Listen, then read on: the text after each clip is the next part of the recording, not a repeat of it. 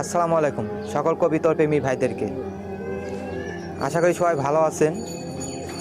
আসলে আজকে একটা কথা বলার জন্য ভিডিওতে আসা, সেটা হলো আপনারা অনেকে জানতে চেয়েছেন যে আমার এই ঘরটা বানাইতে কীরকম খরচ হয়েছে আর কীভাবে বানাইছে। এই ঘরটা পুরোটাই অ্যাঙ্গেলে ফ্রেম দিয়ে তৈরি, আর সাইডে সিট লাগান এবং প্লাস্টিকের নেট এবং প্লাস্টিকের টিন ব্যবহার করা হয়েছে উপরে। আর এই মধ্যে কবিতা ঢুকে এবং বের হয়। আর এই দরজাটা বেরিং সিস্টেম, আর কি ঠেলা দিলে পরে যাবে, ঠেলা দিলে পরে আসবে।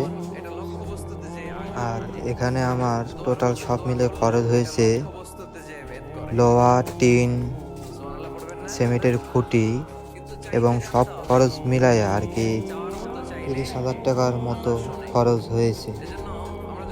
এখনো কাজ ফুলভাবে কমপ্লিট হয়নি, আরও কিছু কাজ বাকি আছে ইনশাল্লাহ।